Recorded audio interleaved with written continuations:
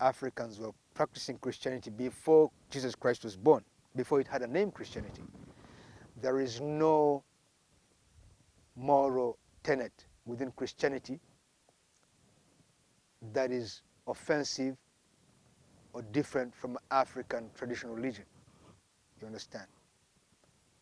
So if Christianity believes that self-sacrifice is an important quality of a good human being, it was part of the African religion to begin with. If Christianity is against certain types of sins, do not, the 10 Commandments, don't kill, don't steal, don't do whatever. There is none of the 10 Commandments that doesn't make any sense to an African. It is part of our natural culture. So, and what I said was also that Christianity, the roots of Christianity are in Africa. The roots of Islam are in Africa. The roots of the Mongolian Tengrism or Buddhism or Shinto or whatever. Many of these are the same as ours.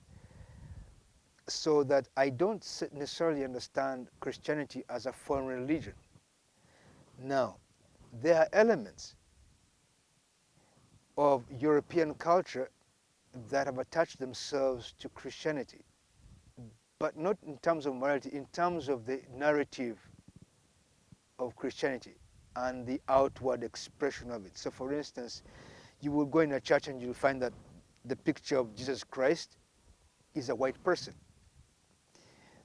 as opposed to being a black person, right? So then these are outward expressions, but the actual moral tenets of Christianity itself is a very African thing, and I don't think that Africans should fear it.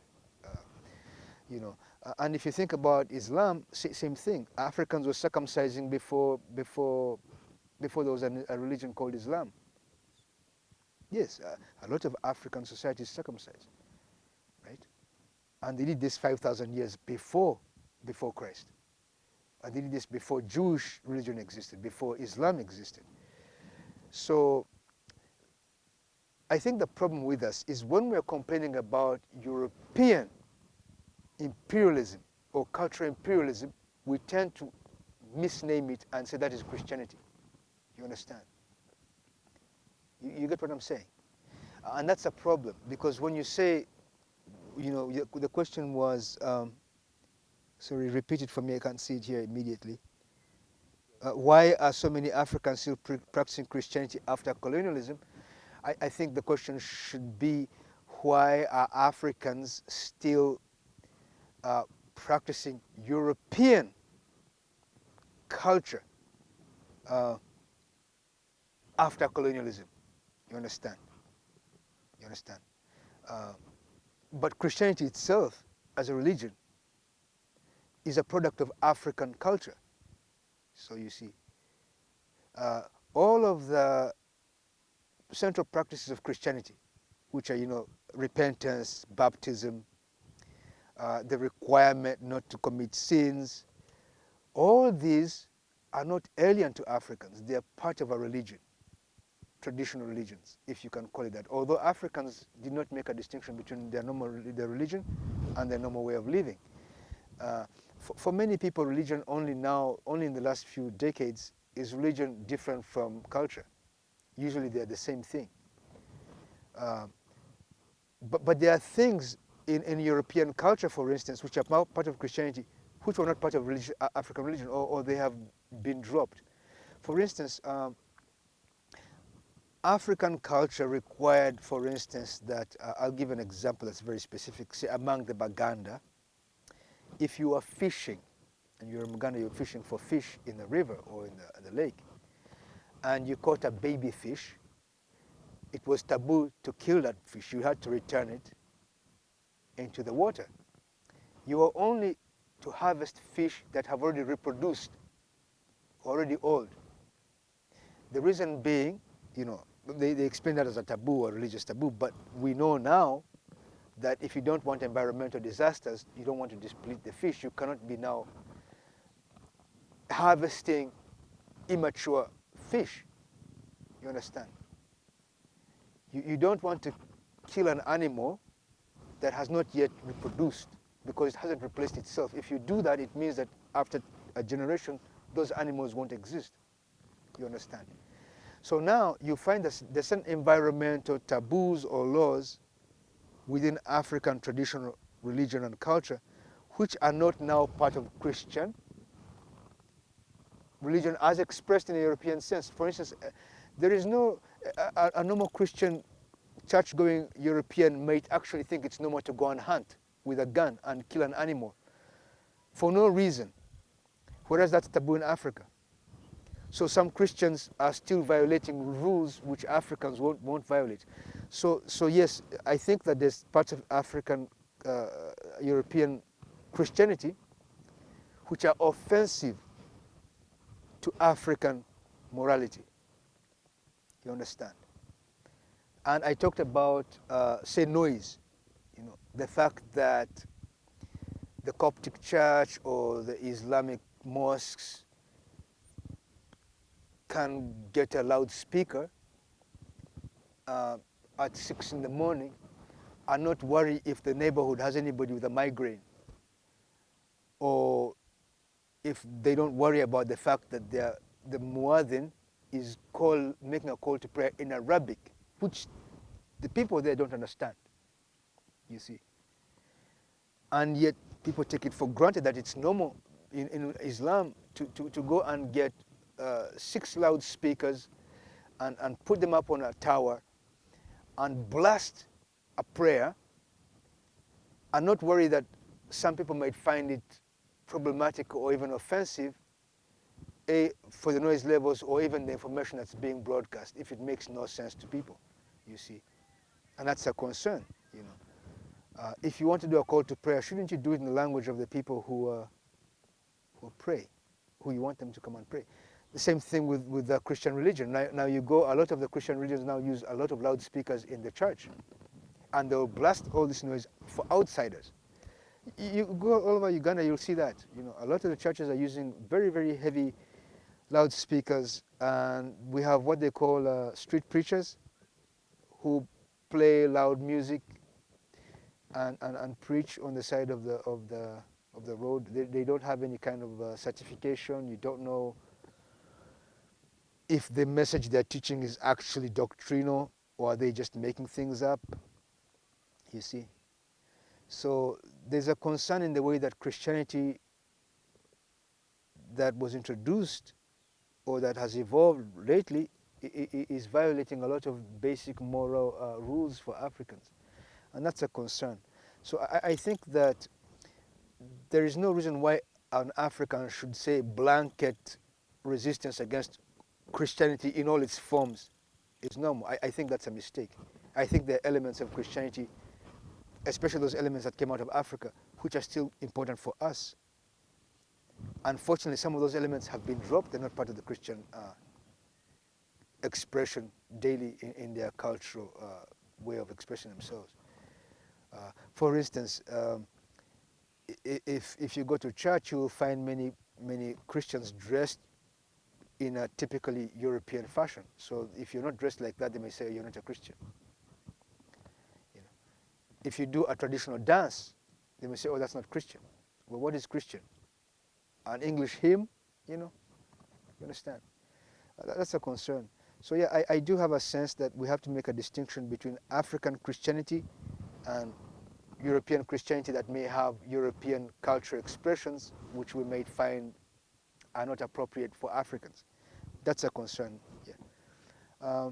Then you asked about, you know, are there Christian expressions that have been influenced, say, by recent African culture developments now? And I was explaining about Pentecostalism in Africa, especially in Central and East Africa, which largely has taken a lot of its expression from the Nyahbinghi movement, which was a militant anti-colonial movement, but which was based on traditional African religion.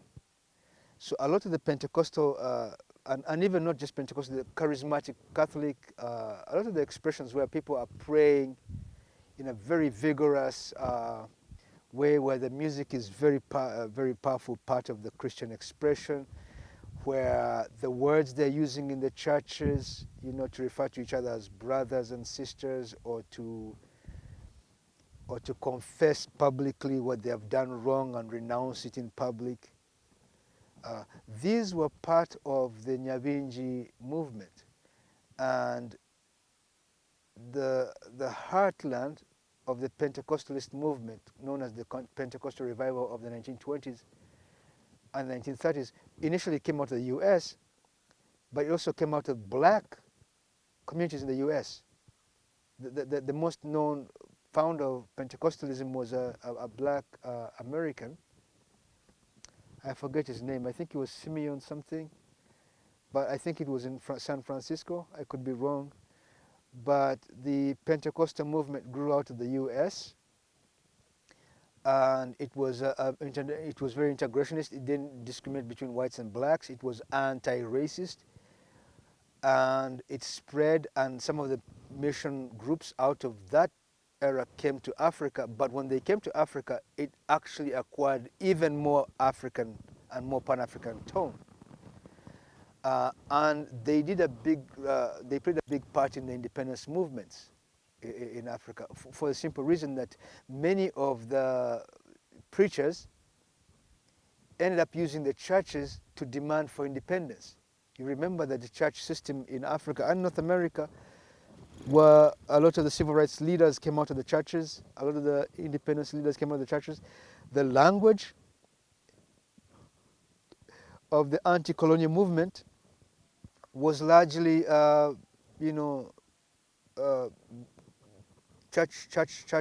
church-based. So a lot of the African resistance found its expression in the churches, in the Christian and the Islamic and the other religions that were here. They used religion as a vehicle for anti-colonialism. But this is true all over the world. In general, when there's a conflict, religion tends to be used or deployed as an important element for reform. A lot of the civil rights efforts, the independence movements came out of church leadership. But I'll give you a specific example here. Let's say UNIA. The style of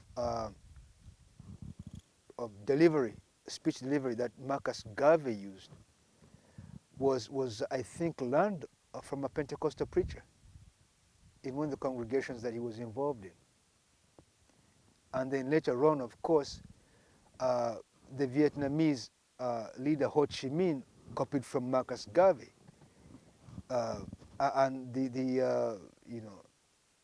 so what I'm saying is churches have been very important, but the churches themselves have been infiltrated by the resistance movements.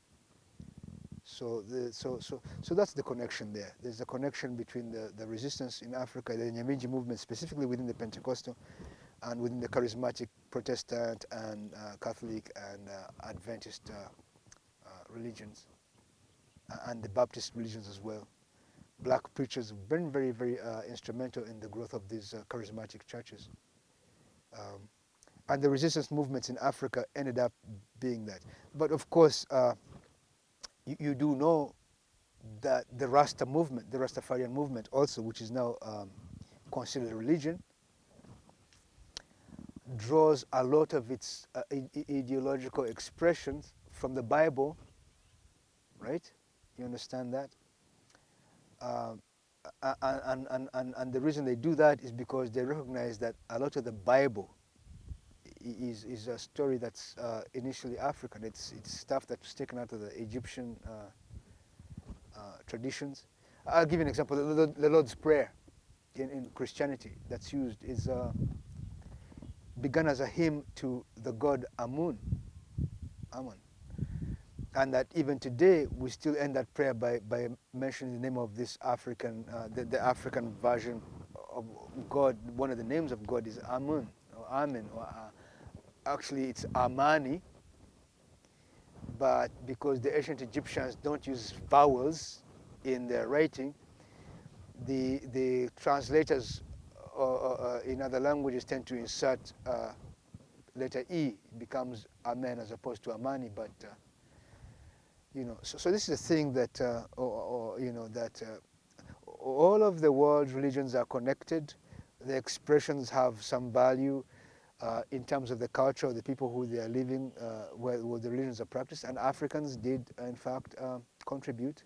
African resistance movements contributed greatly to the expressions of Pentecostalism and other religions in Africa today that we consider to be Christian. The forms of expression, prayer, celebration in the churches, and expressions that they use daily. Many of them are from African, resistance cultures. Well, let me hear you say mountain, mountain, mountain.